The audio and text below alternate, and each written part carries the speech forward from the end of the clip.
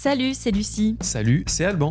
trentenaire et parent de 2 petites filles. Bienvenue dans Sous les aurores. Le premier podcast réalisé par un couple de Français en Norvège. Sous les aurores, c'est le podcast haut en couleur qui vous emmène vivre toutes les nuances de l'expatriation et de l'immigration en Norvège et bien au-delà. Que vous soyez déjà expatrié, immigré, que vous rêviez de le devenir ou que vous soyez simplement curieux de découvrir d'autres façons de vivre, ce podcast est fait pour vous. Alors, mettez-vous à l'aise, servez-vous une bonne tasse de thé ou un verre de vin et rejoignez-nous sous les aurores. Au menu, discussion sincère Moment de rire et d'émotion. et surtout, beaucoup de belles découvertes. Alors, bienvenue chez nous sur un nouvel épisode de Sous les aurores.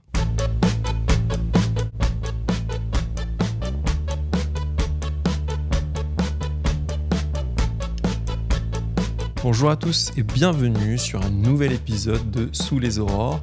Aujourd'hui, on se retrouve à deux. C'est pour faire un épisode autour de la santé, en tout cas du système de santé en Norvège. On va comme d'habitude vous parler de nos expériences. Une fois de plus, c'est non contractuel, ça n'engage que nous. Et en préparant cet épisode, on a cherché à avoir des données aussi concrètes sur comprendre le système de santé. Donc on va vous parler de tout ça et aussi vous donner des conseils, peut-être qu'on aurait aimé savoir en arrivant et qu'on a découvert un peu sur le tard. Donc bienvenue à vous et c'est parti pour cet épisode autour du système de santé norvégien. Déjà, quand on arrive en Norvège, qu'est-ce qu'il faut faire pour avoir accès au système de santé norvégien ? Donc là, c'est un peu, on va dire, l'aspect administratif. Chaque personne qui a un personnummer, qui est son numéro d'identité qu'on utilise aussi bien pour les impôts, pour la santé que pour la banque, par exemple. On se connecte avec tout avec ça. C'est le numéro d'identification norvégien. C'est ça qui nous donne accès et droit aux soins via le système Public. via le système public qui s'appelle le Folketrygden. Et encore un petit peu de théorie avant de passer dans la pratique. Ce sont les communes qui gèrent les services de santé de proximité avec les médecins généralistes, les soins à domicile, les centres de santé. Et les hôpitaux, eux, de leur côté, ça relève des régions sanitaires. Donc il y a différentes régions, comme en France, en Norvège, et les hôpitaux fonctionnent comme ça. Bon, la première chose à faire en arrivant, en s'installant en Norvège, c'est déjà de se trouver un médecin traitant qui est appelé plus communément en norvégien un... Fastlege. Je te laisse prononcer parce que entre Ouais. toi et moi, c'est plutôt toi la prononciation. Mais comment on va trouver d'abord ce fastlege ? Où c'est que ça se passe tout ça ? Et bien sûr, helsenorge.com. Voilà. Bah non, pas comme. Peut-être non. Voilà.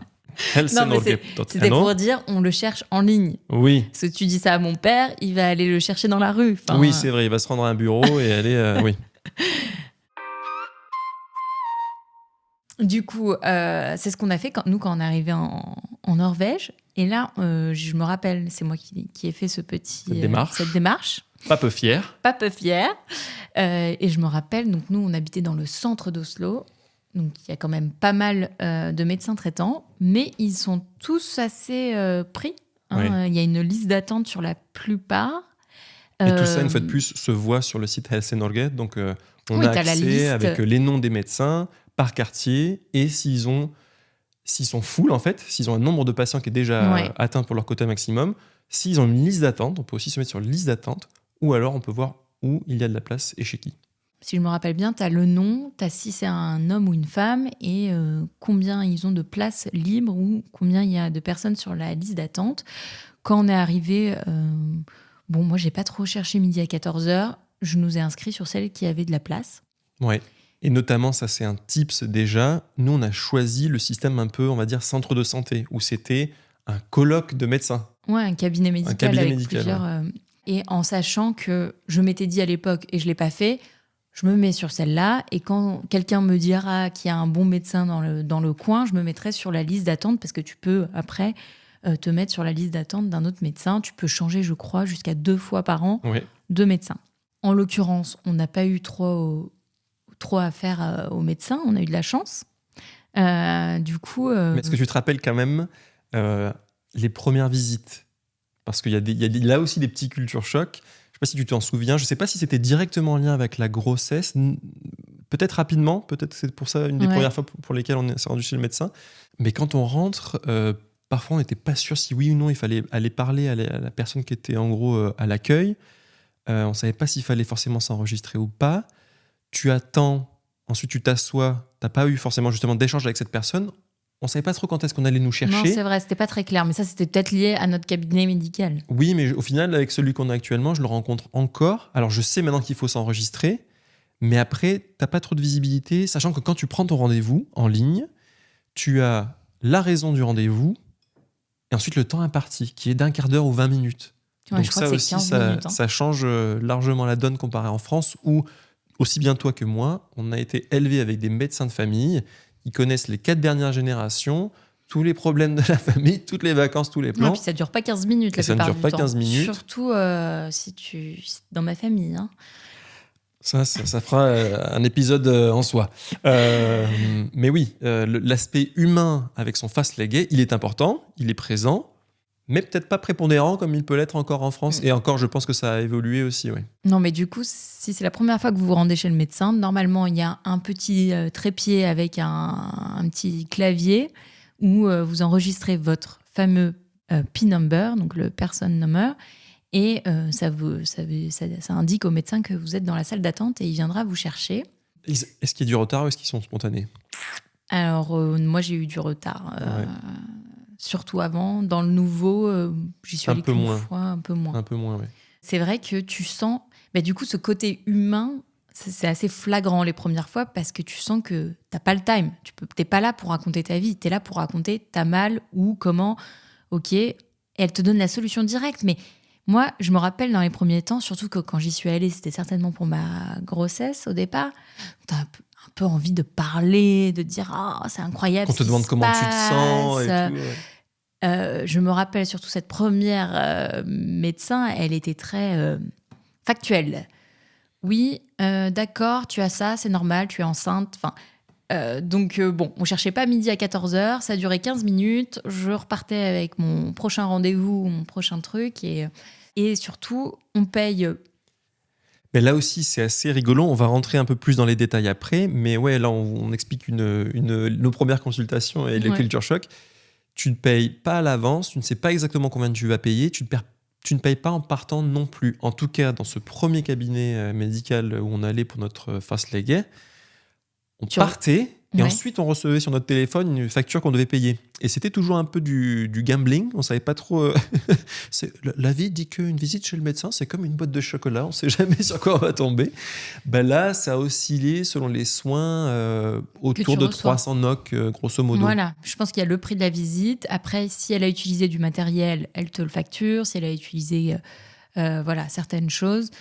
tout est facturé, un peu comme chez le vétérinaire, on parlait que même la prescription est...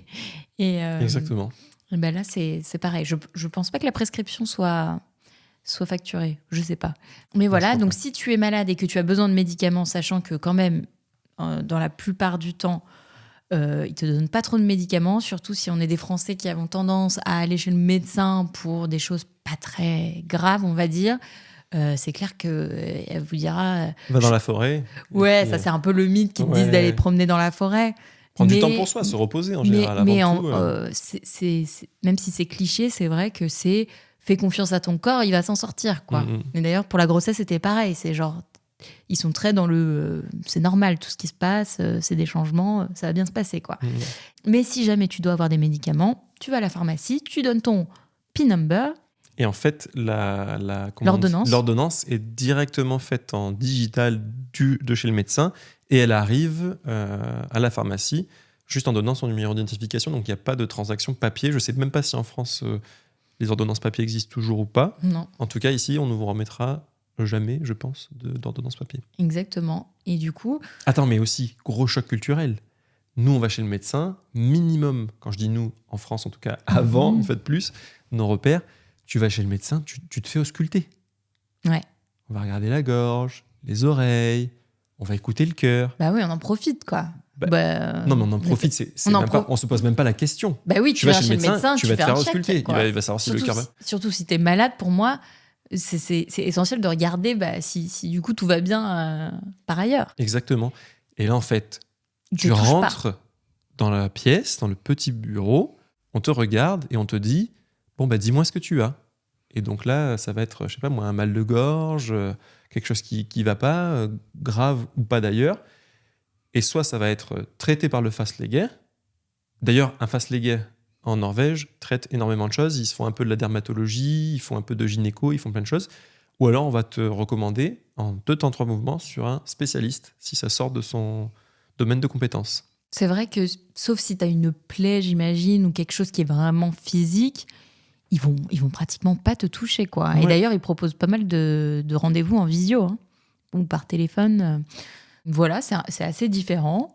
Pas plus mal, parce qu'en fait... Non, c'est juste ça surprend, quoi. mais Ça voilà, surprend. c'est une approche différente de la santé, mais pas moins efficace pour autant, je trouve. Non, parce qu'au final, ils ont un peu... est-ce qu'ils ont vraiment besoin... Tu lui dis, t'as mal à la gorge, est-ce qu'il a vraiment besoin de voir à l'intérieur de ta gorge ? Je sais pas, peut-être.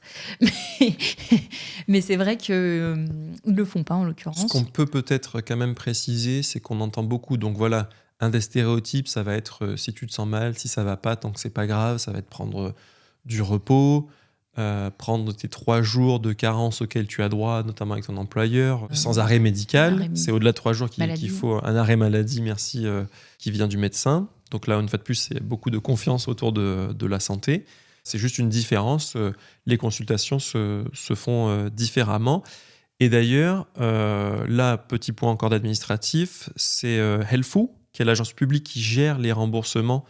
Et nous, on a été vite mis au courant en arrivant qu'il y avait un plafond annuel. Ouais. Parce qu'en gros, et ça c'est intéressant d'en parler parce que contrairement à la France où dès que tu vas chez le médecin, une partie est prise en charge par la sécurité sociale, en Norvège, ils ont un système où peut-être que de base, ils essaient de ne pas faire en sorte qu'il y ait d'abus parce que tu vas effectivement payer tes consultations. Donc, on voit en moyenne, c'est entre 170 jusqu'à 300 NOK selon les soins que te fait ton médecin généraliste. Donc, jusqu'à 30 € à peu près. Grosso modo. Mais après, donc ça, c'est le Egenandel, quand on va chez le médecin.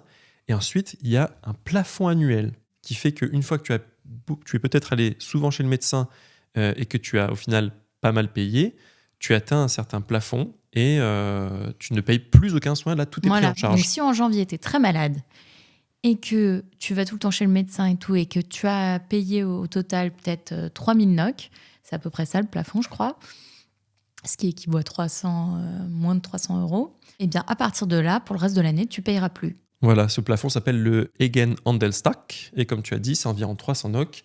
Que ce soit grave ou pas grave, tu ne payeras plus pour l'année en cours chez le médecin. Voilà. Ça, c'est bon à savoir. Et je trouve que c'est une approche intéressante pour justement pas avoir le réflexe médecin à tout prix dès ton premier rhume, dès que tu te sens pas bien. Parce que tu vas quand même devoir payer un petit peu. Et ça, je pense, ça évite ce genre de comportement qui déjà n'est pas ancré en Norvège. On va pas chez le médecin pour tout et n'importe quoi.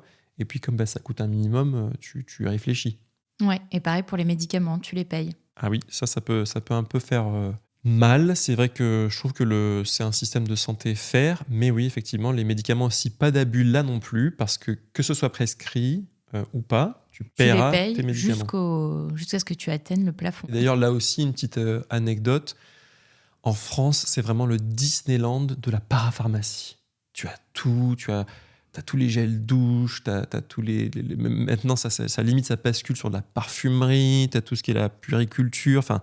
Nous, quand on va... C'est comme les supermarchés en France, c'est vraiment la fête quand tu y vas. Ça va, il y a quand même des trucs. Il y en a un peu, mais c'est pas du tout développé, ça n'a rien à voir. Oui, ça reste très centré Et d'ailleurs, même quand toi, tu voulais prendre tes gélules pour la grossesse, en France, très facile, ça coûte pas cher. Dans une gélule, tu as toutes les vitamines qui sont importantes pour accompagner la grossesse. En Norvège, c'est pas du tout... Déjà, est-ce que c'est aussi important et aussi conseillé qu'en France ? Je suis pas sûr. Et du coup... Concrètement, si tu as besoin de plusieurs vitamines, tu as plein de gros cachets différents et ça coûte très cher. Ouais, c'est vrai. Quelque chose qui est aussi hyper important et c'est un avantage, je trouve, énorme en Norvège, c'est que toi, du moment que tu avais été enceinte, c'est rentré dans un système et après... Tu ne payes rien. Tu ne payes rien. Ça, c'est vraiment bien. Pareil pour les enfants. Tous les rendez-vous officiels ou pas, quand c'est toi qui vas aussi solliciter de rencontrer un médecin, voir si tu es sur recommandation d'un spécialiste, tu payes pas. Tu payes pas et les enfants ne payent pas jusqu'à 16 ans, c'est ça ? Oui. Et après, comme on disait tout à l'heure, c'est que ton médecin, en fait, tu vas le voir pour tous tes problèmes. Donc moi, en France, j'avais l'habitude, peut-être que ça a changé, que maintenant aussi, il faut bien passer par ton... Mais si je voulais ma pilule, j'allais voir la gynécologue. Alors qu'ici, tu vas voir ton médecin traitant. La gynécologue, tu vas la voir que vraiment si tu as un souci de santé énorme. Et en plus, tu vas la voir normalement sur recommandation du médecin généraliste. Faut avoir Et c'est ça pour tout type de médecin, pour tout type de spécialité, pardon. D'ailleurs, toi, t'as eu un kyste dans le dos. Ouais, voilà, c'était un truc assez anodin. On s'y attendait pas. Oui, c'est ça. T'es venue. C'était un peu au début, justement. Et donc, je sais plus si j'en viens à lui en parler ou quoi. Et elle me dit, mais c'est moi qui... Ah oui, j'en parle, en fait, je me rappelle, je le mets sur ma prise de rendez-vous. Je dis, voilà, un kyste. En fait, j'arrive et je lui dis, voilà, ici, je sais pas trop comment ça marche. J'aimerais faire enlever ce petit kyste. Est-ce que vous allez me recommander vers un dermatologue ? Non, c'est moi qui fais ça. Tu reprends rendez-vous la prochaine fois. Juste, par contre, il faut prendre un double rendez-vous parce que ça va prendre plus de 15 minutes. Et donc, c'est comme ça que ça se passe. Et effectivement, je suis arrivé, elle m'a fait ma petite anesthésie, elle m'a retiré mon kyste, un petit point ou deux. Et ensuite, pas de visibilité de votre puce sur le prix. Au petit bonheur la chance. Et du coup, je suis sorti. Et puis au final, c'était pas très cher. Je crois, il me semble que c'était un peu plus de 300 doc. Mais voilà, c'est elle qui a fait tout ça. Ouais, et du coup, ils font plein d'actes que... Enfin, en France, je pense pas que ça serait ton médecin. Donc, par exemple, te poser un stérilet. Moi, on m'a posé un implant contraceptif. Bon, voilà, ils sont capables de faire plein de choses. D'un côté, je suis en train de me dire que c'est bien, ça les... Enfin, en fait, ils pratiquent toutes les médecines. Enfin, un peu de toutes les médecines. C'est un médecin généraliste qui pratique un peu de toutes les médecines quand c'est pas très, très grave. Et c'est peut-être pas plus mal. Et puis, au moins, les spécialistes, ils sont réservés aux gens qui en ont vraiment besoin. Ouais. Et qu'est-ce que tu penses, toi, de ce système ? Est-ce que tu en as été contente ? Est-ce que tu trouves que c'est bien ? Est-ce que... Dans mon passé en France, j'avais une habitude d'aller chez le médecin au moindre petit bobo, on va dire. Avec ce système, j'ai complètement... Je ne vais plus chez le médecin. Enfin, il faut vraiment que ce soit grave. Et même pour les enfants, si ils toussent, ils ont un peu de fièvre et que j'arrive à le faire passer avec du Doliprane et tout, je n'emmène pas du tout les filles systématiquement chez le médecin. C'est clair qu'on entend tellement de copains et de copines qui sont tous les 4 matins chez le pédiatre notamment. Ça, on va revenir dessus. Ouais. Mais nous, déjà, la notion de pédiatre n'existe pas vraiment.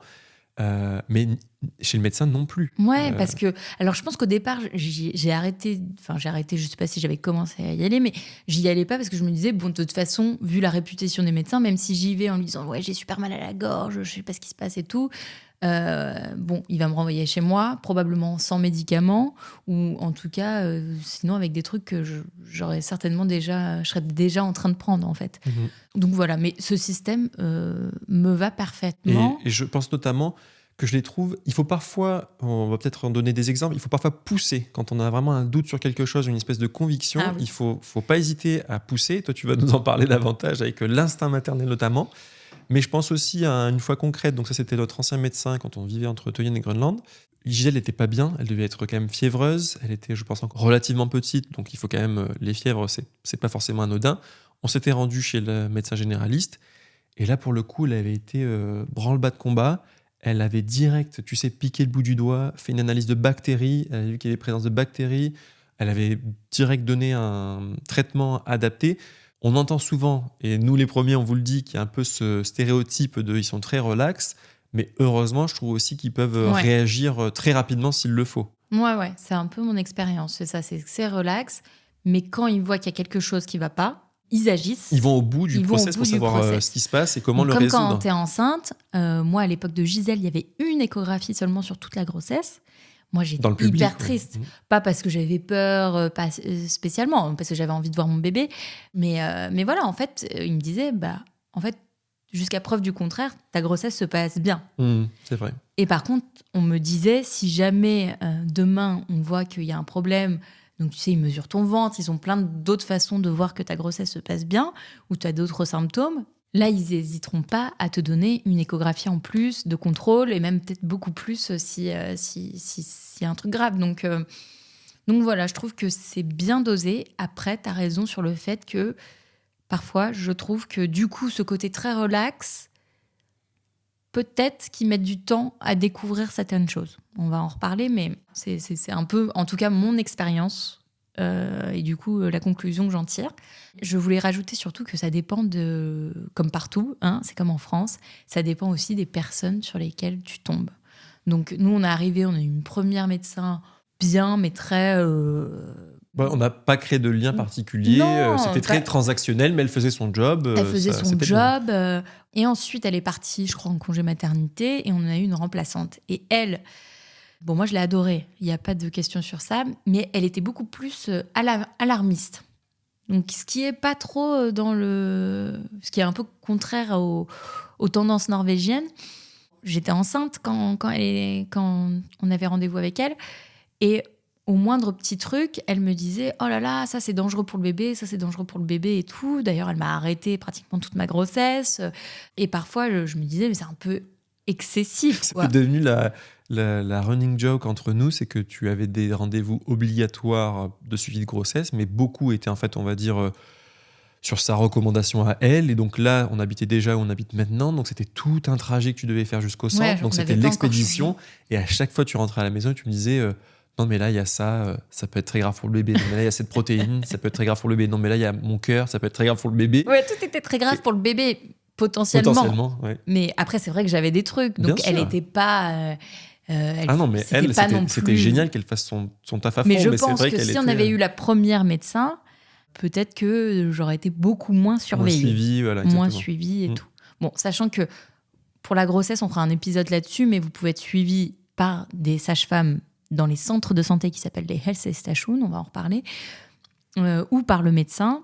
Du coup, avec les sages-femmes, c'est quand même un peu plus... tu crées un peu plus de liens, c'est un peu plus... de proximité, quelque part, on va dire. Ouais.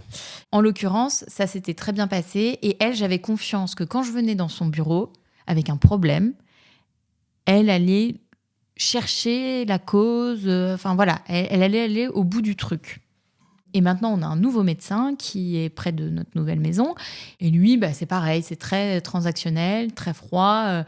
On arrive, c'est quoi votre problème ? Ok, ciao, en 15 minutes, c'est réglé. Alors lui, je tiens à le préciser, il est très efficace et on paye dans son cabinet. Donc juste pour vous dire, moi je paye directement dans le cabinet.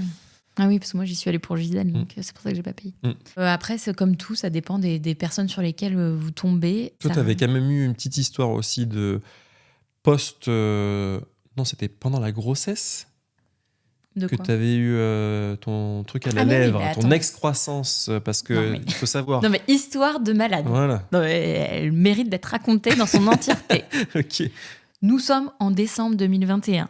Je suis prête à pondre ma première fille. Et je me dis, quand même, Lucie, t'es à 9 mois de grossesse. C'est le moment de te faire du bien. Ah mais ça y est, je me rappelle le début. Ah oui, terrible. Ok, vas-y. C'est le moment de te faire du bien. Donc, je prends rendez-vous pour me faire les ongles, pour aller chez le coiffeur. Spoiler alerte, j'ai perdu les os quelques heures après le coiffeur. Pour aller me faire un soin du visage. Et alors, je vais à ce soin du visage. Elle me fait... Ma peau, mon visage, elle est très bien jusque-là. Je tiens à le préciser. Et elle me fait un soin... elle enlève les points noirs, je sais pas ce qu'elle fait, avec plein de petites machines, de trucs. Bon, moi, je lui fais confiance. Je suis enceinte de 9 mois, donc elle le voit très bien. Et on en parle justement. Est-ce qu'il y a des contraintes d'éducation, machin et tout. Et à un moment, elle reste longtemps sur ma lèvre. À la base, je pense qu'elle voulait retirer certainement un petit point noir, mais qui ne se voyait certainement pas. Et puis, elle reste 3 heures. Elle me dit « Oh là, c'est difficile, machin. » Puis...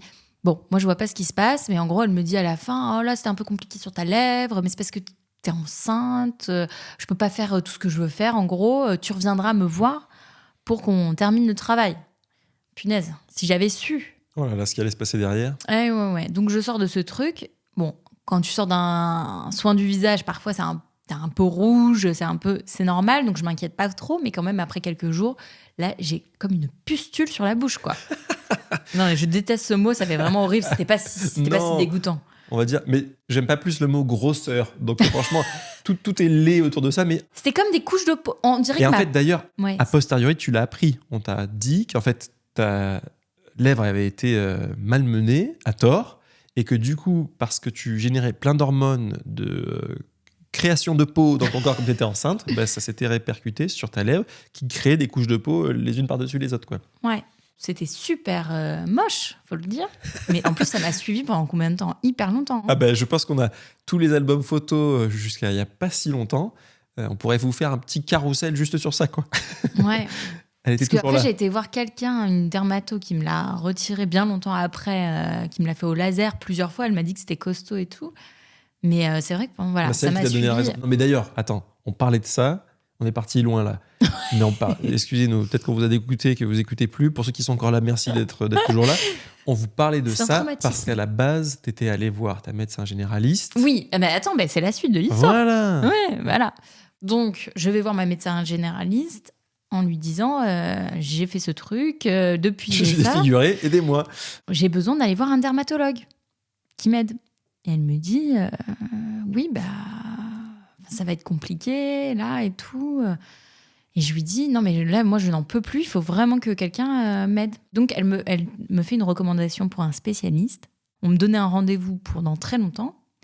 Ok, c'était pas si urgent, mais bon, voilà. Délai d'attente hyper long. Et surtout, je vois dans la recommandation qu'elle a marqué que Non, c'était... elle te dit n'ayez pas peur, mais voilà ce que j'ai dû mettre. Oui, non, t'as raison. Elle me dit n'ayez pas peur. J'ai mis que c'était suspicion de cancer parce que sinon, ils vous recevront jamais. Exactement.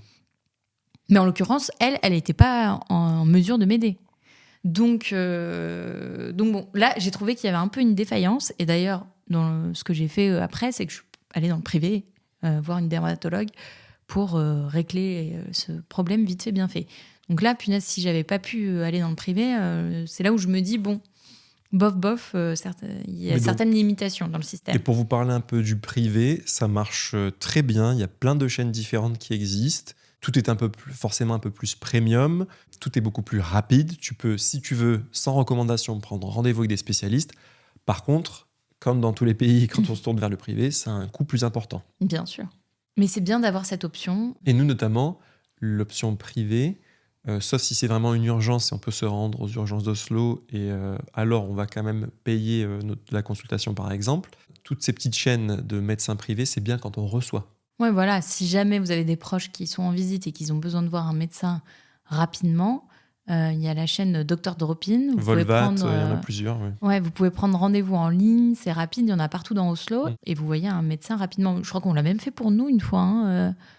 Ah non, c'était pendant le Covid. Oui, pour faire les des tests Covid, avant, c'était tout, pas encore bien organisé, il y avait qu'un endroit où on pouvait le faire. Ouais. Je sais que mes parents l'ont déjà utilisé et ça s'était très bien passé. Nous, pour Gabriella, je voulais qu'elle ait le vaccin contre la varicelle. Dans le public, c'était pas possible, donc je suis allée chez Volvat faire son vaccin contre la varicelle. Ça s'est super bien passé et tout est enregistré dans le dossier médical Helsenorge. Donc c'est aussi centralisé au niveau public. Ils ont accès à ces informations du suivi. Ouais. Ça, faudrait se renseigner parce que j'ai l'impression qu'en fait, votre dossier médical électronique est chez votre médecin. Vous pouvez le réclamer, y avoir accès, mais vous le voyez jamais, il vous imprime jamais votre dossier médical. Et vous pouvez le transférer d'un médecin à un autre médecin. Mais par exemple, pour les vaccins, ça, j'ai l'impression que tout le monde le voit dans ton journal. Okay. Je ne sais pas trop comment ça marche. S'il y en a qui savent, n'hésitez pas à nous le dire. Pourquoi je le sais? C'est parce que quand j'ai été faire la 2e injection du vaccin contre la varicelle, la médecin me dit qu'en fait, ils ont enregistré la première injection de vaccin sur moi et pas sur ma fille. Donc voilà, il fallait faire les changements.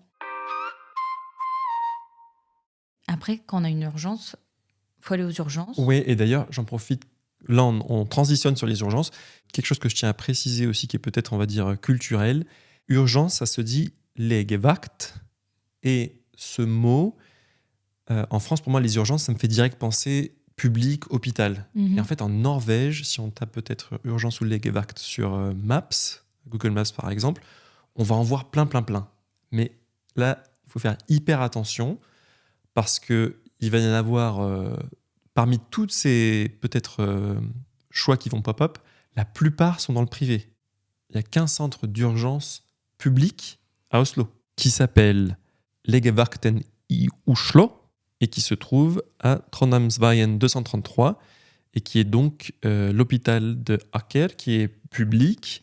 Et là, je viens de faire, exactement parce qu'on est en train de vous le dire, que la recherche sur Maps, quand je tape Legevact, donc qui est le mot qui veut dire urgence, j'ai toutes les chaînes qui apparaissent. Docteur Express, Docteur Drop-in, Legevact West, donc ça c'est pas très loin de chez nous, mais c'est aussi du privé. Legevact West encore, c'est encore du privé. Aleris Frogner, c'est toujours du privé. Donc là je vous donne tous les noms de chaînes où il n'y a pas de compétition. Mais voilà, la seule qui est publique, c'est Aker. Et d'ailleurs, nous, donc on a eu de la chance de ne pas être obligés à aller souvent aux urgences, mais on y a été une fois, pour moi. Est-ce que tu veux nous donner la raison de la consultation ou quand même c'est trop là? Là, c'est trop. C'est trop. Une consultation en fin de grossesse. Une consultation en fin de grossesse. Avec des inconforts 24 heures avant d'accoucher. Voilà. Avec des... Non, bon, écoutez, j'ai eu un énorme hémorroïde de la taille d'un astre. D'une orange. Et là, j'avais tellement mal. C'était horrible. Horrible. Et en fait, je me disais, mais je peux pas accoucher dans ces conditions. Il faut qu'on fasse quelque chose. Non, mais en fait, j'avais tellement mal que surtout, je voulais qu'on m'enlève cette douleur. Oui. Ce qui ne marchait pas avec juste du Doliprane. Du coup, on décide d'aller aux urgences. Moi, j'y vais en me disant, je pars pour comme les urgences en France, quoi, où tu vas y passer des heures, etc., etc. Je me rappelle, il y avait mes parents qui étaient là, donc je leur dis, on part le matin assez tôt. Je dis, je sais pas quand est-ce qu'on va revenir. Faites sans nous, quoi. Et au final, on arrive aux urgences d'Oslo. Qui avait ouvert il y a pas longtemps. Elles avaient été transférées. Faut dire que ça a été refait. Ouais. Mais en fait, ça a été refait à neuf. Ah, c'était au même endroit ? Je sais pas si c'était au même endroit, mais en tout cas, c'était complètement nouveau. L'endroit était neuf, oui. L'endroit était neuf. Ça participe aussi à l'effet waouh quand t'arrives. Ouais. Tu te dis, alors, c'est beau. Il y a quelqu'un à l'entrée qui te dit, t'es là pourquoi ? Moi, je suis un peu en mode, je suis obligée de te dire là maintenant. Oui, ok, bon. Et il nous donne un ticket, donc il fait déjà un tri. Voilà, donc, toi, tu pars dans un endroit, tu as un numéro, et il y a les numéros qui s'affichent. Mais nous, on partait, je me rappelle, avec nos repères français. En mode, on est parti pour la journée, quoi. Bah, bien sûr. Ah, ouais. Et au final, je sais pas si tu te rappelles, mais on a attendu moins d'1 heure. Hein. Ah oui, c'est sûr. Moins d'1 heure. Bon, peut-être qu'on avait de la chance qu'il n'y ait pas beaucoup de monde, mais voilà. Et ensuite, tu passes par un premier médecin qui évalue la situation. Et ensuite, tu vas dans une autre chambre où là, il y a un autre médecin qui vient te voir et puis voilà, qui te... Oui, tu as une pré-consultation un peu générale et après, tu es renvoyé une fois de plus vers quelqu'un d'un peu plus spécialisé. Et les deux, c'était très fluide, très bien. Ouais, ça c'est hyper bien passé. Tu n'as pas cette notion de lenteur qui prend du temps, justement, parce que tu as un premier check, ensuite tu attends à quelque part pour ce premier check et tu attends autre part pour le deuxième. Donc, c'est vraiment bien, il y a tout un process qui est organisé. C'était vraiment bien fait. Puis bon, tu sens que ils sont pas à courir sous l'eau. Enfin, ils sont vraiment concentrés sur toi. Super expérience. Peut-être que tout le monde n'a pas cette même expérience, mais en tout cas, nous, on a eu une super expérience et une seule, donc on peut pas trop juger. Mais voilà, on m'a donné des médicaments, on est rentré à la maison. Sachez que ça ne se fait plus que d'inciser un hémorroïde. Non, mais je tiens à préciser quand même maintenant qu'ils sont dans la confidence. Non, mais en gros, il m'a dit, je peux rien faire pour vous à part vous donner des calmants, une crème anesthésiante. Voilà. Et puis voilà, et je lui dis, mais comment je vais faire pour accoucher, avec ça, avec cette douleur. Moi, c'était ça. Mais oui, et après, je me rappelle, il est carrément allé appeler des spécialistes encore plus. Ouais, non, ça, il avait fait un bon boulot. Ouais. Il m'a dit, non, mais j'ai appelé, en gros, il m'a dit, vous allez accoucher dans quel hôpital ? Il me dit, j'ai appelé l'hôpital. Ils m'ont dit que fallait rien faire. Ouais. Je lui dis, mais comment je vais faire pour accoucher avec cette douleur ? Et il me dit, vous aurez autre chose à penser sur le moment. Non, mais et ça, juste pour rassurer, parce que moi, je me rappelle, t'avais même peur, et du coup, moi aussi, que ça puisse rompre. Mais non. Heureusement. Non. Alors, certes, il y avait d'autres douleurs, d'autres intensités. Ce n'est pas de la douleur, c'est de l'intensité qui font que tu te concentrais plus sur ça, mais rien n'a rompu, et le corps a fait son job. Voilà. Je sais pas si je vais pas regretter de raconter quand même cette histoire à cœur ouvert. C'est possible, on va voir si le montage s'occupe de ça ou pas. Mais revenons sur quelque chose de bien plus administratif. On est parti de là, une fois de plus sans payer. On s'est dit, elle est enceinte, top, elle paye pas. Et en fait, quand même, après, on a reçu une facture à la maison, en voie postale. Ouais, dans les 300 NOK. Donc, hyper honnête. Et ces fameuses crèmes anesthésiantes, on les a achetées dans la pharmacie juste à côté. Donc là aussi, hyper pratique, tout est sur place. Voilà. Et petite anecdote, c'est sur le retour, quand on était dans le taxi pour rentrer à la maison, que j'ai commencé à me dire, j'ai l'impression d'avoir des petites contractions. C'est vrai. Mais ça, on vous en parlera en détail dans un épisode dédié. Juste pour revenir sur les urgences. Donc, pour les urgences vitales, c'est le 113. Et si vous voulez appeler les Legevact, donc là, vraiment les urgences physiques. Non vitales, c'est le 116 ou le 117. Si vous avez un doute, retenez dans tous les cas, et moi c'est mon cas, le 113 direct, et eux vont ensuite redispatcher l'appel en fonction de l'évaluation qu'ils vont faire du besoin ou de l'urgence dans laquelle vous êtes. Et quand j'ai fait ma formation sur les premiers soins de secours, on m'a même dit que si tu tapes 911, qui est le numéro aux États-Unis d'urgence, ça va atterrir sur le 113 et ensuite tu es quand même redirigé où il faut. Mais avant tout, pensez au 113. Et dernier petit conseil aussi sur ça, il y a une application, je ne sais pas si elle s'appelle le Legevakt ou si elle s'appelle 113, en tout cas je vois très bien le petit logo sur l'application 113. Elle est top parce que imaginez que vous êtes en situation d'urgence, quelqu'un est écroulé à côté de vous, vous prenez votre smartphone, vous cliquez sur l'application 113, vous cliquez, elle va appeler directement et vous géolocaliser, elle va directement envoyer ces informations à la personne qui va vous prendre en charge du côté du 113 et ensuite cette personne peut directement envoyer les secours sur place et à côté de ça, s'il y a besoin par exemple d'un massage cardiaque, vous guider. Donc c'est vraiment aussi une bonne application à mettre dans son téléphone quand on arrive. Je l'ai pas d'ailleurs. Voilà, une fois de plus la bonne élève. Notre récente expérience avec l'hôpital ne date pas d'il y a si longtemps, parce qu'on y a été il n'y a même pas 2 semaines, pour Gisèle. Et là, d'ailleurs, ça nous fait peut-être, avant qu'on parle un peu plus de cette expérience concrète à l'hôpital, je vous parlais tout à l'heure d'instinct maternel, sur quand il y a un problème. Dieu seul sait que parfois ça peut m'irriter, mais quand même, je dois rendre César à César, c'est ça qu'on dit. Et donc, est-ce que tu peux nous raconter un peu le... Bien sûr. Donc, Gisèle, depuis qu'elle est petite, dort très bruyamment la nuit. Donc, en gros, c'est des ronflements, quoi. Des ronflements, mais des ronflements... même votre grand-père ronfle pas comme ça, quoi. C'est vraiment des ronflements sortis d'un... Alors maintenant, je vous le dis avec le recul, moi, j'avais pas capté tout ça pendant les 3 premières années de sa vie, mais elle dormait la bouche ouverte, la tête très relevée, tout ça, c'est des signes. Elle avait très, très chaud. Et en fait, c'est surtout cet été quand d'autres personnes m'ont fait remarquer que vraiment, elle avait même du mal à respirer. En fait, elle faisait des apnées du sommeil. Bon, moi, c'était mon premier enfant. Enfin, nous deux, on se disait, tous les enfants dorment bruyamment. En plus, t'avais un peu ce truc du bébé qui fait du bruit la nuit. Moi, je suis restée avec ça pendant 3 ans. Vrai, t'as raison, Mais aussi, ça n'a jamais été une très grande mangeuse. Voilà, la nourriture, très peu pour elle. Petit moineau. Et notamment, les trucs qu'elle aimait beaucoup, c'était boire du lait, manger des yaourts, des glaces, enfin voilà, des choses quand même plus liquides. Encore une fois, je le dis avec le recul, sur le moment, on n'a pas trop capté. Parce qu'il y avait aussi du solide, mais oui, voilà, ces signaux peuvent... Voilà, donc tout ça, en fait, aurait dû nous mettre la puce à l'oreille qu'il y avait un problème d'amygdale, en l'occurrence. Mais bon, je voudrais revenir un peu sur le suivi des enfants, parce que moi, c'est ça qui m'a un peu irritée, c'est que donc, les enfants, depuis qu'ils sont nés, ils sont suivis par le centre de santé, la LC Station, où ils sont suivis par une infirmière. Et les mamans aussi, d'ailleurs, pendant la grossesse, ça se passe via la LC Station. Via la LC Station. Moi, le suivi pendant la grossesse s'est super bien passé, rien à redire. Et après, les enfants donc, sont suivis par une infirmière qui regarde plutôt le bien-être général, le poids, la taille. Et c'est là où il pourrait y avoir la confusion avec le pédiatre, mais ces infirmières ne sont pas des médecins. Ne sont pas des médecins et ne sont pas pédiatres. Mais bon, Donc là aussi, ça montre que le système norvégien, avant qu'un enfant ait accès à un médecin, une fois de plus, ça va être soit le suivi via son médecin généraliste, mais il n'y a pas de médecin attitré à la petite enfance, sauf si, une fois de plus, il y a un souci qui ne peut être géré soit par le médecin généraliste, soit par ces infirmières que tu rencontres à rythme régulier pour les vaccins, le développement cognitif et tout ça.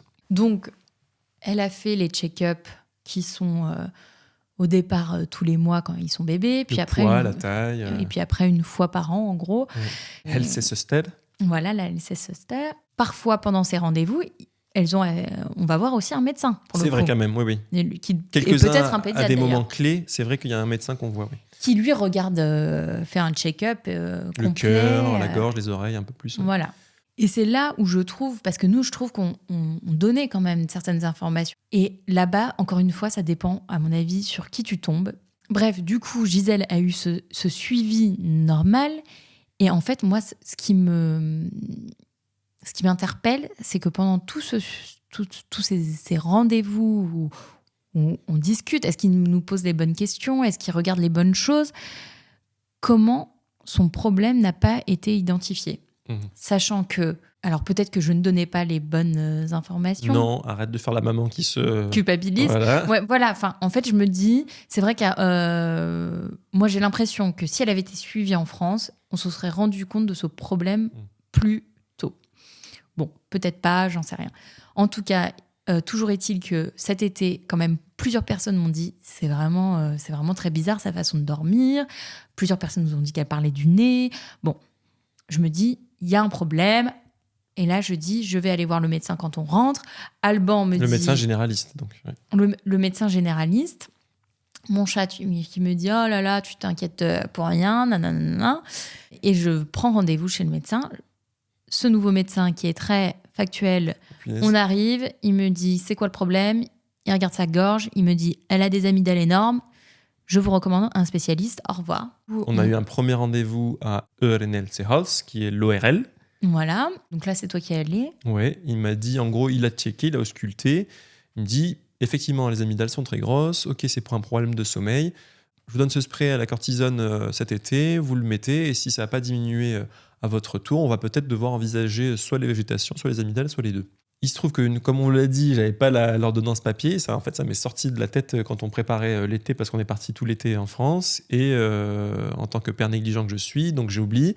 Et on part en France sans ce spray, on revient. Et il nous avait déjà donné un autre rendez-vous de suivi.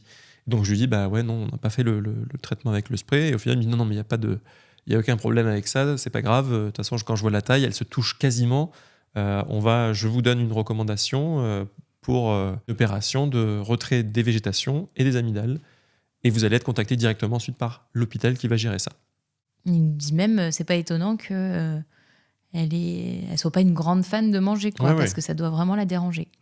Donc on est en août, on reçoit une lettre 15 jours après qui nous dit « Vous avez rendez-vous le 15 octobre à l'hôpital pour l'opération. Voici ce qu'il faut faire avant. Aller acheter des patchs anesthésiants pour mettre sur ses mains. » Ils nous disent en gros comment on doit arriver à l'hôpital, à quelle heure, etc. On a juste cette lettre. Ils appellent une fois pour confirmer qu'on vient bien au rendez-vous. Et voilà. Donc nous, on se dit, ok, bon, bah, elle se fait opérer le 15 octobre, 2-3 jours à la maison, et puis ça sera fini. Arrive le 15 octobre et on se rend à l'hôpital. Et là, super prise en charge. On arrive, une infirmière médecin. Oui, il y a eu d'abord une infirmière qui est venue nous parler. Et là, qui est venue parler à Gisèle. Oui, avec Gisèle, avec la petite peluche. Elle est arrivée avec une petite peluche, qui avait des perfusions sur elle et tout. Et elle nous a dit, elle a expliqué à Gisèle ce qui allait se passer sur ce petit lapin. Et elle nous a dit, mettez une vidéo sur YouTube qui s'appelle Rokun et je sais pas quoi, Possikehus, donc voilà. un petit garçon et une petite fille qui vont à l'hôpital pour une opération des amygdales. Et ce qui est hyper bien, alors pas hyper fan à la base, qu'on préconise de regarder une vidéo quand on sait maintenant les histoires des écrans, mais là bref, c'est spécial. Et donc on regarde la vidéo et en fait tout se passe dans cet hôpital-là avec un petit garçon et une petite fille qui passent par toutes les étapes par lesquelles Gisèle est passée pour son opération. Le rendez-vous avec l'anesthésiste, le rendez-vous avec le chirurgien, le rendez-vous avec l'infirmière, et ensuite comment on s'endort, ce que fait exactement le chirurgien, comment on se réveille. Enfin, c'était hyper informatif et très concret parce qu'on reconnaît même les locaux. Et ça, j'ai trouvé génial. Ouais. Mais moi, en regardant la vidéo avec elle, je me suis dit, ah ouais, quand même. Toi, tu commençais déjà un peu à pleurer là, je crois. Ouais. Ça commence à devenir assez concret. Et pourtant, c'était préparé, petit conseil, après à voir si vous pensez que c'est bien ou pas. On l'a pas mis au courant 3 ans à l'avance, on va dire, mais peut-être 1 mois avant, on a commencé à lui en parler ouvertement de ce qui allait se passer et pourquoi. Et tu avais aussi acheté quelques livres en français sur Petit lapin va faire ci, va à l'hôpital, va se faire opérer. Le petit loup, le petit truc et tout, qu'elle a différentes versions qui la préparent un peu. Et du coup, elle a posé des questions sur les piqûres, sur comment on s'endort, sur est-ce qu'on a des petits cadeaux au réveil et tout. Donc ça, c'était juste, je fais un petit aparté de conseils qui peuvent aider à préparer aussi bien parents et enfants sur ça, quoi. Et l'infirmière nous pose quelques questions aussi. Alban répond avec un norvégien parfait. Elle lui dit, votre norvégien est très bien. Et elle exagère, mais elle dit papa il s'en sort, c'est bien. Je peux continuer en norvégien. Et on est dans cette salle d'attente avec plein de jouets et tout, c'est hyper bien fait pour les enfants. Et ensuite, on a un rendez-vous avec la chirurgienne qui est un peu plus... un peu moins commode, un peu moins commode, qui est là, vous savez combien de temps que vous êtes en Norvège? Ok, bon, je parle en norvégien. Elle nous dit un truc comme ça. Ouais. Bon. Mais ce qui était ok, principe... voilà. Une fois de plus, moi j'étais ok avec ça. Moi je savais que j'allais te traduire si tu avais un doute. Mais on parle quand même d'une opération qui touche notre fille. Voilà. Oui, donc c'est moi quand même, je trouve que même si je suis d'accord avec elle, que je devrais parler bien norvégien aujourd'hui, je trouve que là on parle de la santé de ma fille et que si j'avais voulu le faire en anglais, ça devrait être possible. Mais pour éliminer, parce qu'il faut savoir que souvent les Norvégiens, je trouve, en fait, parlent tous très bien anglais quand même, mais que pour eux, c'est pas une langue qu'ils utilisent forcément selon leur milieu et encore plus dans le médical, ils l'utilisent pas au quotidien et donc ils se sentent pas forcément bons en anglais. Donc ça c'est libre à chacun, mais ils le sont en général, ils le sont tous, même ceux qui te disent qu'ils ne le sont pas. Donc elle, je pense qu'elle était mal à l'aise avec ça. Et moi, de toute façon, avec le norvégien, on fait maintenant de plus en plus d'efforts pour l'utiliser, donc il n'y avait pas de souci. Mais sachez que si vous voulez pas vous retrouver dans ce genre de situation, vous avez droit gratuitement à avoir un interprète qui va traduire. Et du coup, je pense que ça met aussi bien les parents à l'aise, même si ça pourrait se faire en anglais, que dans ce cas-là, c'est peut-être plus les médecins, certains en tout cas, qui ont besoin d'être à l'aise avec le fait que l'anglais n'est pas leur langue de prédilection. T'as raison. Elle nous raconte comment l'opération va se passer. Et là, elle nous dit, et puis il faut rester 2-3 semaines à la maison, 15 jours en mangeant du liquide et du froid. Et là, on est un peu surpris, quoi. Oui, il y a un formulaire pour NAV, qui est l'assurance maladie. Comme ça, vous pouvez vous faire arrêter et quand même être payé. Ça, c'était un peu... je me suis dit, on aurait pu nous prévenir avant, mais au final... Comme tout est un peu expéditif, personne n'a pris le temps de nous expliquer en quoi ça allait consister, quoi. Parce que dans la lettre de plusieurs pages qu'on reçoit de l'hôpital, c'était pas mentionné. Non, c'était pas écrit. Et nous, on n'avait pas compris qu'on allait devoir la garder aussi longtemps à la maison. Heureusement, on a fait en sorte que mes parents viennent à ce moment-là pour nous aider.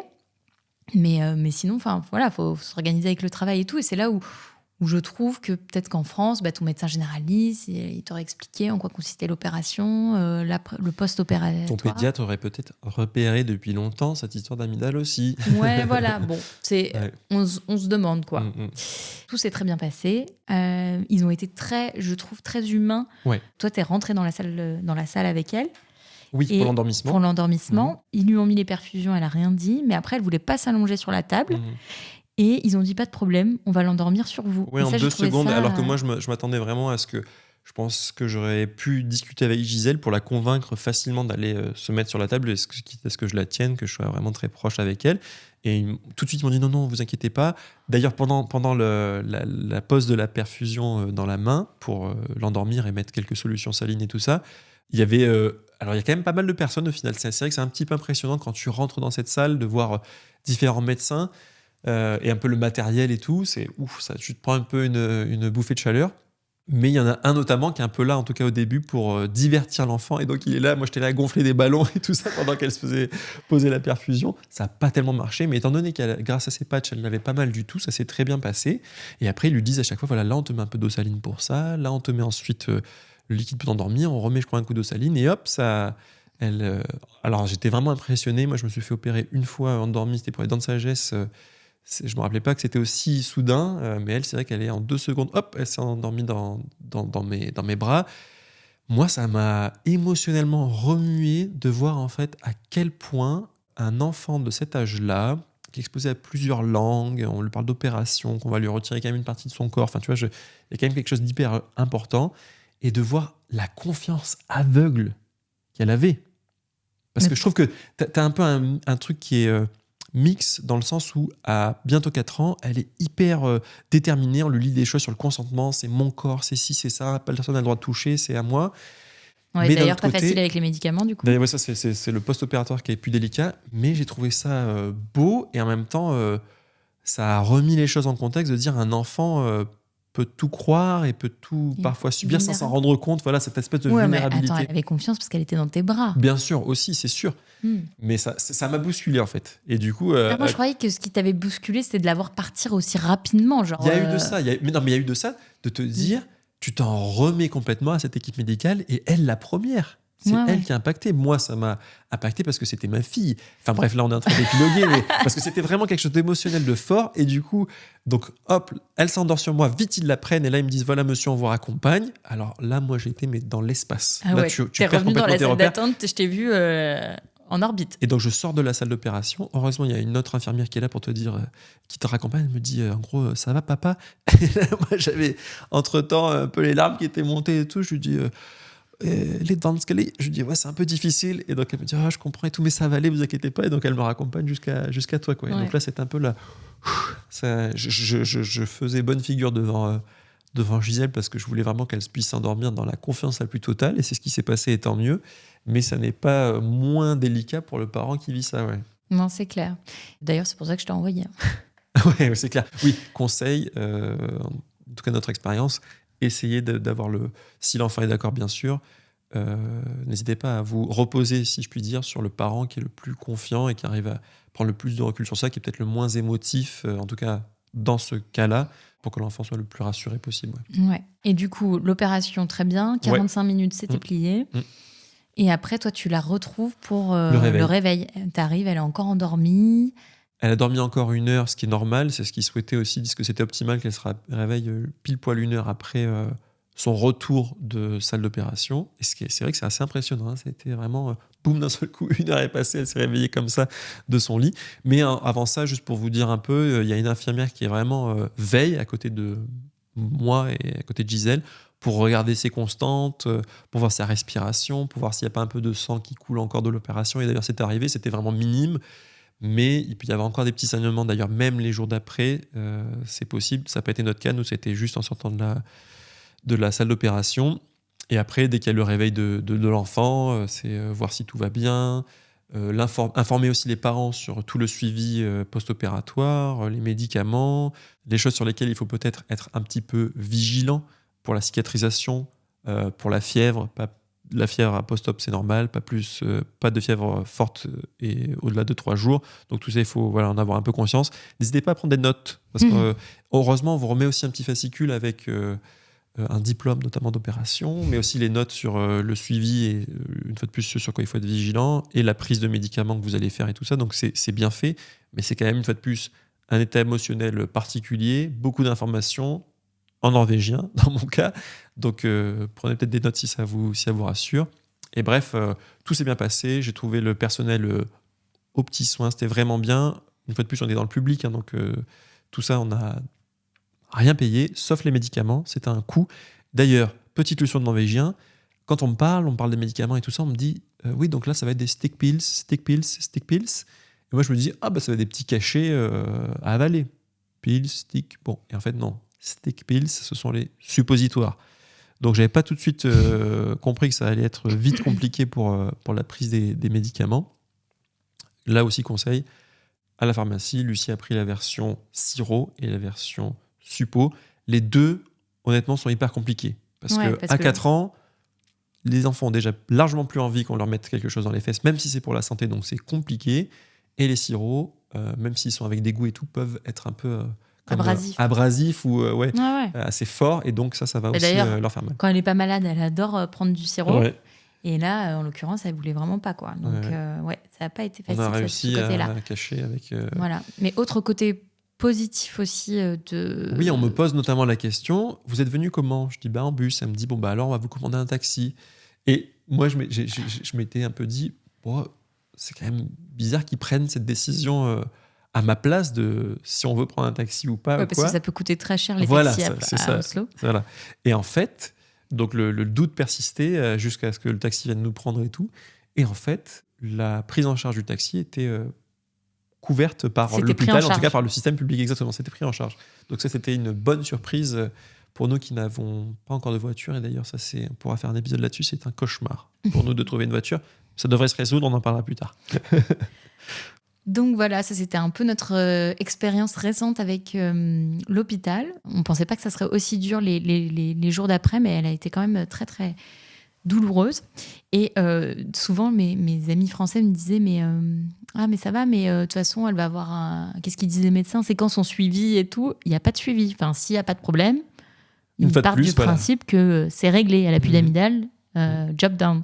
Alors qu'en France, tu aurais peut-être eu un rendez-vous avec ton médecin pour voir si tout va bien. Bon, là, si rien ne se passe. Ouais. Mais quand même, dans le petit fascicule là, qu'on vous donne, il y a tous les numéros. Oui, s'il se passe quelque chose. La nuit, s'il y a une urgence, tous les points, une fois de plus, sur lesquels être vigilant. Donc, tu es quand même très bien renseigné. Mais c'est vrai que ce n'est pas automatique une fois de plus. Rien n'est automatique dans la santé ici.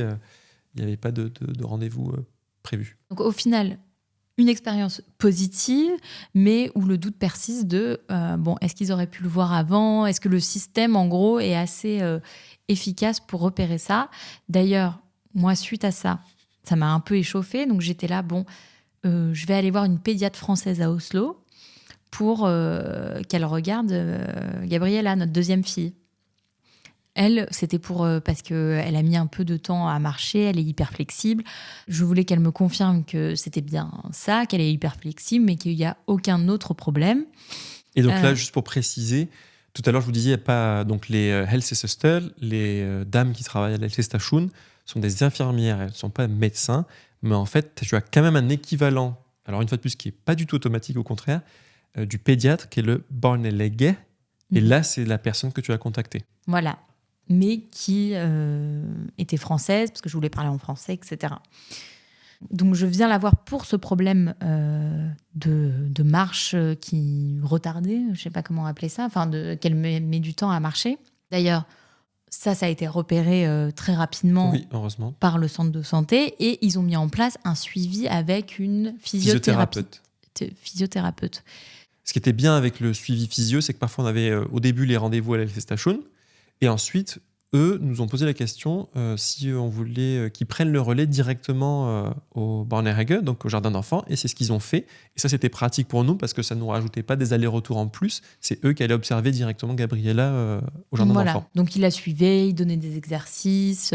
Mais en fait, pourquoi j'ai été voir aussi cette pédiatre française, c'est que je trouvais que la communication n'était pas assez transparente. Oui, ça c'est vrai.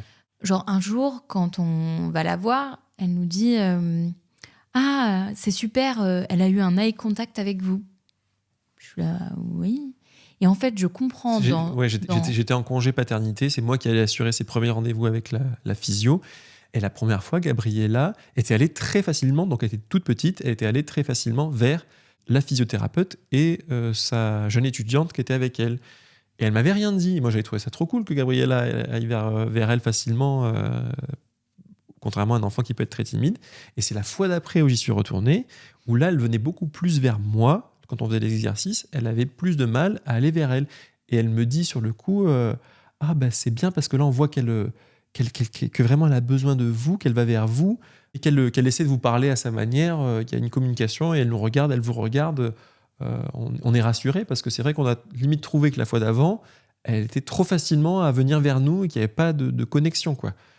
Et moi, je l'ai compris qu'il suspectait peut-être une hyperflexibilité, peut-être un autre symptôme comme de l'autisme. Après, elle l'a pas verbalisé, mais elle a dit qu'ils avaient des craintes la dernière fois. Oui, c'est ça. Et donc toi, à partir de là, ils ne t'ont pas communiqué. Sur le moment, en fait, ils me l'ont dit a posteriori. Alors, je ne sais pas si c'est un problème de langue, un problème de... Mais je trouve que du coup, parfois, c'est pas assez transparent. J'aimerais qu'ils me disent concrètement, voilà... Elle a un retard de marche. Voilà potentiellement les raisons de ça. On va checker pour être sûr d'éliminer toutes les solutions. En tout cas, j'ai l'impression qu'en France, on procède comme ça. Oui, tu fais partie de la prise de décision. Ouais, voilà. Et là, on te dit rien et tu comprends à un rendez-vous qu'en fait, il suspectait quelque chose avant, mais qu'il ne te l'avait pas vraiment dit. Après, c'est peut-être pour pas inquiéter les parents, j'en sais rien. Mais moi, en tout cas, ça me stresse plus, en fait, ce fonctionnement-là. Moi aussi, parce que... Pour revenir sur la communication, du coup, cette physio allait rencontrer Gabriella après dans le jardin d'enfants directement.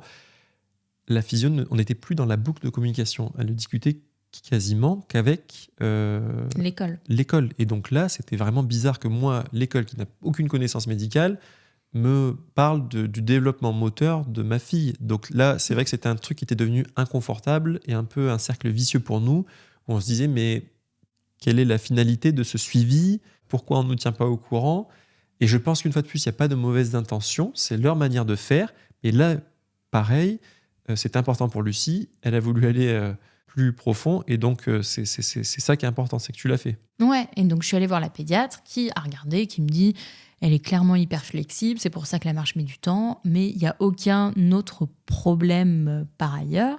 Et elle fait un rendez-vous comme en France. Enfin, et peut-être comme chez les pédiatres en Norvège, que tu rencontres jamais en fait. Bah juste 1 ou 2 fois la helsestation. Voilà, donc voilà, ce médecin qu'on voit dans le centre de santé quelques fois. Et donc elle fait le check-up et là elle me dit bon, elle a un petit souffle au cœur. Peut-être que c'est rien, mais je préfère qu'on fasse une échographie pour être sûre. Et encore une fois, moi, ça me met dans une position de pourquoi ils n'ont pas identifié ce souffle au cœur. Alors peut-être, je ne suis pas médecin, peut-être qu'il est apparu dernièrement, juste avant le rendez-vous avec cette pédiatre, peut-être. Mais c'est vrai que moi, ça me met encore... si moi, j'avais pas fait la démarche d'aller voir un médecin, qu'elle se fasse ausculter et tout, peut-être qu'on n'aurait jamais vu ce souffle au cœur. Et peut-être que c'est rien et que ça va se résorber tout seul et que du coup, c'est pas grave. Mais si jamais c'est quelque chose de plus grave, comment on s'en serait rendu compte, tu vois? Et alors là, c'est moi qui me fais mes films. Elle fait un arrêt cardiaque dans la cour de récré. Et on me dit, elle avait un souffle au cœur, mais on l'avait pas vu. Bon, là, je me fais mes films. Nous, le message qu'on voulait faire passer, c'était il faut pas être parano, mais si vous avez un doute... Non, justement, parce que toi, ça ne relevait pas de la paranoïa, au contraire. Tu avais quand même des choses qui faisaient que, y compris ce manque de communication avec lequel on n'était pas très à l'aise. Et toi, ça a aussi généré l'envie ou le besoin de parler en français avec un médecin, en tout cas pédiatre. Et donc, tu l'as fait, et tant mieux. On a une recommandation, une fois de plus, vers un spécialiste, donc un cardiologue public. Et là, donc tu as eu ce rendez-vous, c'était quand? En août. Et on a eu un rendez-vous pour février 2026. Voilà. Donc, pour l'échographie cardiaque. Je me dis d'un côté, c'est parce que... c'est bénin, normalement. Ils se disent que dans la plupart des cas, c'est bénin et qu'il n'y a pas d'urgence. Enfin, si c'était un gros souffle au cœur, on aurait certainement eu un rendez-vous... en urgence. En urgence. Je me suis quand même posé la question d'aller dans le privé pour faire l'échographie plus tôt. Je n'ai pas encore statué. Même s'il y a eu ces petits côtés-là où j'ai l'impression qu'elles n'ont pas été assez attentivement auscultées, on va dire.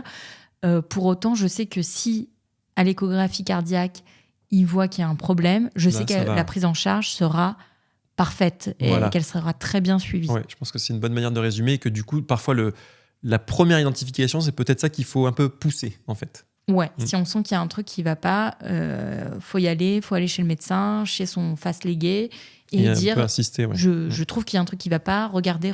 Et si jamais par le public ça ne passe pas, faites un petit tour dans le privé pour avoir une... Oui, si possible, bien sûr, pour aller vraiment faire un bon check. Ouais. Je pense que c'était un bon résumé. Ça, c'est quand on est très content de du système public, du service de santé là. Et parfois en complément, c'est aussi bien d'avoir accès au privé, en gros. Ouais, c'est vrai que c'est un bon résumé. Non, mais et puis une fois de plus, c'est peut-être aussi parce qu'on est parents. Enfin, tu vois, pour nous, on n'a pas eu besoin plus non, que ça. Non, jamais on s'est posé la question. Sauf pour ma pustule, mais. Mais sinon, on est globalement très satisfait. On sait qu'une fois qu'un problème est identifié, il sera bien traité. On est tombé que sur des bons médecins, des bons spécialistes.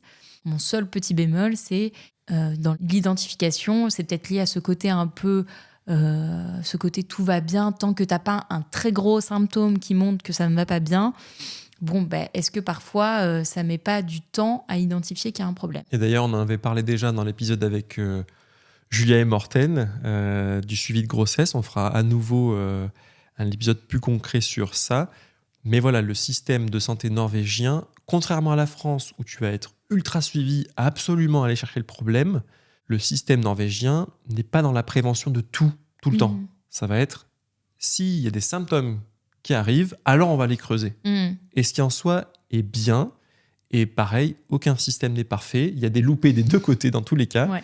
Nous, on a été satisfaits jusque-là, et quand on ne l'était pas, c'est là qu'il a fallu un peu pousser, et au final, les choses se font, et c'est bien, ouais.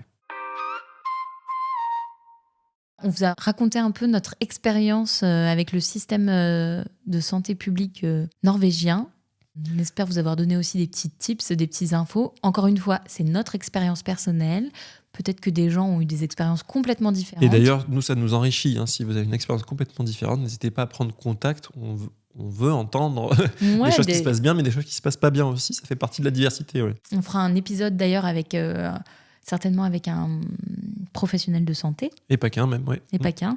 Donc voilà, on pourra revenir sur certaines choses, mais on a pris l'opportunité d'avoir cette opération-là dernièrement. On s'est dit, pourquoi pas en parler. Et pour terminer, juste revenir sur quelques conseils pratiques hyper concrets.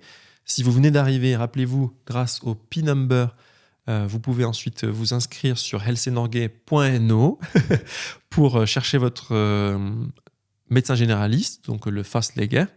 Il y a parfois des listes d'attente, sinon choisissez un centre de santé un peu comme on l'a fait. Généralement, il y a plus de disponibilité. Le numéro des urgences qui est le plus important, c'est le 113. Téléchargez aussi l'application. Gardez-vous une petite pharmacie à la maison. C'est toujours bien d'avoir un peu de paracète. Là, dans le cadre de l'opération, il y avait aussi de l'Ibux, on dit ici, pour les inflammations. C'est bien de savoir, quand on arrive dans un certain quartier, par exemple, en tout cas, nous, on parle d'Oslo, on va dépendre d'une helsestation, d'un centre de santé petite enfance, PMI local. Donc, familiarisez-vous peut-être avec où il est. Et un petit retour sur, à nouveau, quelque chose, je ne sais pas exactement comment ça se passe en France, mais je trouve ça vraiment bien en Norvège. Le sykemelding, donc l'arrêt maladie, on a droit à 3 jours de carence en Norvège sans avoir besoin d'un arrêt maladie du médecin. Donc ça montre une fois de plus toute cette confiance dans le système, qui est quelque chose qu'on retrouve beaucoup en Norvège et qui est hyper appréciable. Merci beaucoup de nous avoir écoutés. N'hésitez pas à nous faire des retours sur des sujets qui pourraient vous intéresser. Et puis on vous dit à très bientôt chez nous. Sous les aurores. Si cet épisode vous a plu, pensez à nous laisser une note et un avis sur votre application d'écoute préférée. Ou un commentaire sur YouTube, ça nous aide énormément à faire grandir le podcast. Merci et à très vite pour le prochain épisode.